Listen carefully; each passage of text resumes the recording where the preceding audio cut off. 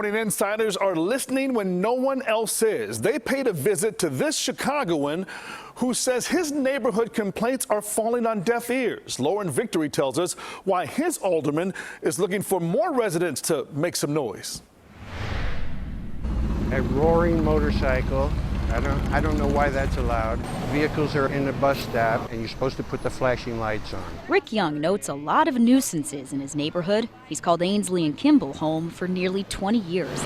They use these alleys for shortcuts. That car pulled into no parking. I've been writing to people, alderman's office, anybody I could think of. Including us. Young sent CBS 2 email after email with picture proof of his complaints. We wondered if Young was the boy who cried wolf, so we decided to investigate on the subject. Kimball and Ainsley chaos every day. These cars just simply don't stop here. They sort of roll through the intersection. Did you catch that?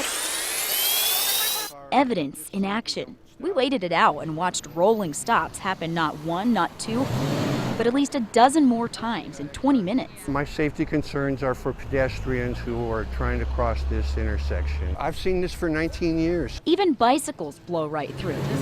On just this 2-block stretch of Kimball, city traffic data shows 26 car crashes in less than a year, more than a few of those caused by failing to yield. You're aware that there are traffic issues up in his section. Chris Polis is chief of staff for 33rd Ward Alderman Rosanna Rodriguez. He said she's considering asking the Chicago Department of Transportation to do a traffic study in Young's neighborhood. It sort of forms a natural choke point. You have Ainsley is the only sort of street that goes to Kimball. You have schools in the area. But he wouldn't commit to making a move just yet. When you're asking CDOT to conduct a traffic study, we have to take into account that that's going to be city resources, so we want to be very careful and sort of like how we approach that. Are you overwhelmed by the amount of times that Mr. Young contacts the office? No, all residents, everybody is more than welcome. In fact, Polis says Young should get more neighbors to call in. It's like an obstacle course around here. To help the alderman legitimize complaints to the city. In Albany Park, Lauren Victory, CBS 2 News.